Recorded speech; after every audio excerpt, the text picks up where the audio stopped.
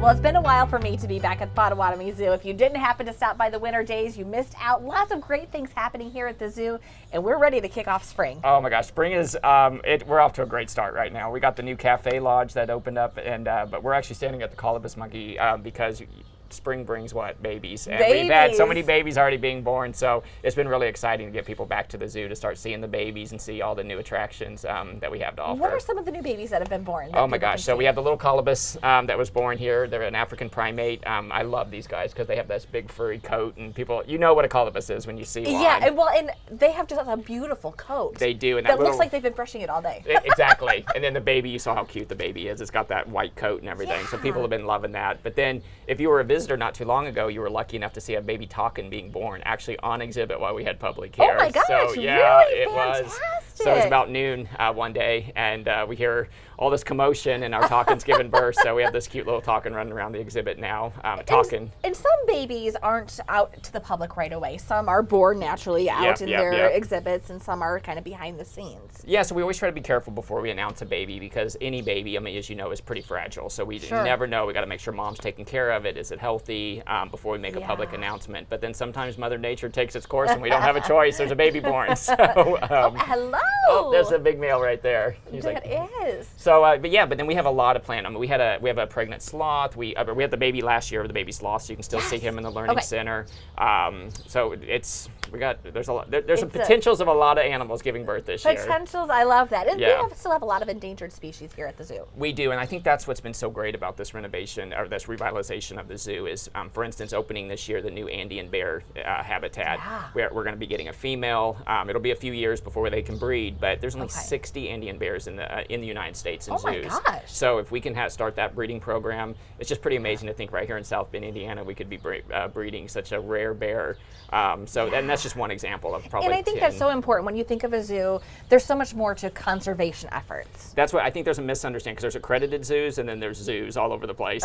So accredited zoos, there's only about 250 of us across the country, and these are your major zoos. They're your Fort Wayne's, your Columbus, all the big zoos. We don't buy or sell any of the animals. They're all part of important breeding programs. So there's actually population biologists that manage the genetics, where they should go, where they should breed, because the real goal is to make sure that in 100 years, our future generations can be able to experience and learn about these animals. So. And speaking of experiences, you guys have Animal Encounters are returning here to the zoo. I love these. I know we've done some as a team here with Experience Michiana. We've done the rhino, flamingos. Well, and as you're kind of talking about our mission of education and conservation, we found that getting people behind the scenes and actually meeting the animals, meeting the zookeepers, getting those close personal, understandings of animals changes people's perceptions of zoos, and it allows us to kind of highlight the work that we're doing. So you're going to be able to meet the flamingos this year. You're going to be able to, we kind of changed up bison feeding. So we always had bison feeding, but this year now you're actually going to be able to use your attraction ticket, which is $6, so you use 2 of them. Go to bison at a set time, and anybody can feed the bison versus kind of signing up for that online. Gotcha. We're still going to have our rhino encounters.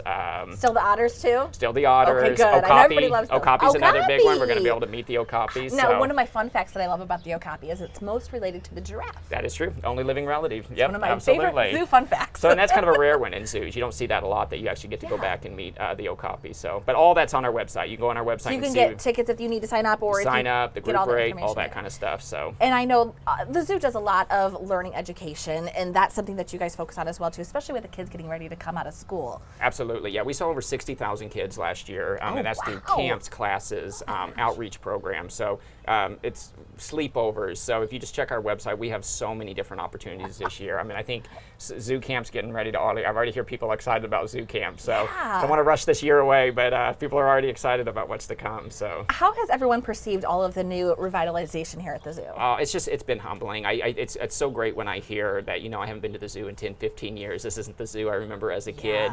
We were always a cute little fun zoo, but I don't think we were really we didn't have that kind of that reputation of being a modern zoo. And so being an attractive place where people come to visit the zoo. Yes, I'm hearing it more and more that people love being able to, we're smaller, that you can come spend a couple hours, you don't have to spend the entire day, it's still affordable, but you're feeling, you can see the quality of life that for the animals too, these upgraded habitats, feeding the giraffes, riding the train. I mean, it's a great experience right here in our area. Absolutely. Tell us more about the cafe. Oh, this is a big thing. I know. It's a huge thing. So this is crazy. We in 2018 had about 180,000 visitors. We hit over 350,000 visitors last year. Oh my gosh. So our amenities, we're trying to keep up with the crowd, and we could not do now it. you've attracted all the people. Exactly. We got to make sure we can feed them. Exactly. Okay. So you could not do that in the old cafe that we had. So this 6,000 square foot facility we can have catering. You can rent out spaces at the zoo.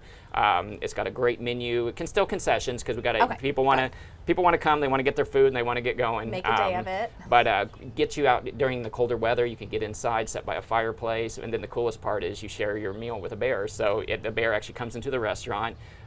There's glass between you, of course. Good. I'm so glad you added that part. There is glass. There is glass. There is Okay, glass. Good. I mean, just building a cafe alone would have been kind of boring. Right. So we had to add a bear to it. So love we haven't it. had bears at the zoo for, it's been at least 30 years, I would say, that we've had bears. So to bring them back to Potawatomi is pretty great. So That's incredible. And I just love everything that you guys have been doing here at the zoo. Where can people get information about becoming members, joining, or buying tickets? Do they still need to get a reservation for the day? Nope. So the best thing to do is go on our website. Membership is the best deal. Just a family of 4, 2 visits to the zoo pays for that membership. And that gets you for the entire year from the time you sign up. So go online. You can get those memberships. You can see all of our hours, the events that are coming up. We have Eat and Drink coming up in June. That's right. We'll have Zoo Brew in the fall. So definitely check out what our events are coming up. Get all that information. Awesome. Thank you so Yeah, much, absolutely. Josh.